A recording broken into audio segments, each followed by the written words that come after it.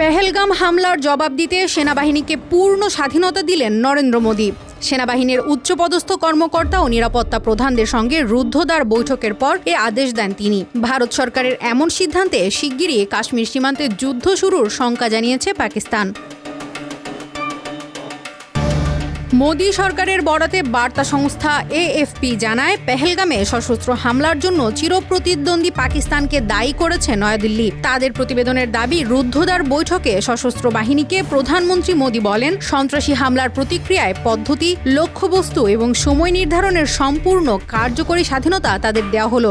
অর্থাৎ কিভাবে অভিযান হবে, কোথায় হবে, কার বিরুদ্ধে হবে এবং কখন হবে সেই সিদ্ধান্ত নেবে ভারতীয় সেনাবাহিনী। এএফপির দাবি, ভারতের সামরিক অনুপ্রবেশ আসন্ন।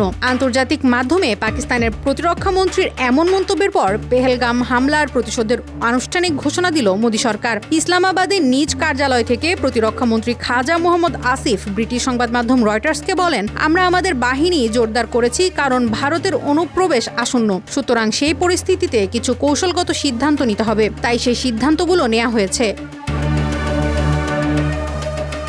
পাকিস্তান পরমাণু অস্ত্র ব্যবহার করবে কিনা এমন প্রশ্নের জবাবে খাজা আসিফ বলেন, যদিও পাকিস্তান উচ্চ সতর্কতায় রয়েছে, তবে কেবল আমাদের অস্তিত্বের উপর সরাসরি হুমকি এলেই আমরা পারমাণবিক অস্ত্র ব্যবহার করব, অন্যথায় আমরা এটি ভাবছি না। এর জবাবে ভারতের প্রধানমন্ত্রী বলেন, সন্ত্রাসবাদের বিরুদ্ধে কঠোর আঘাত হানাই আমাদের জাতীয় সংকল্প।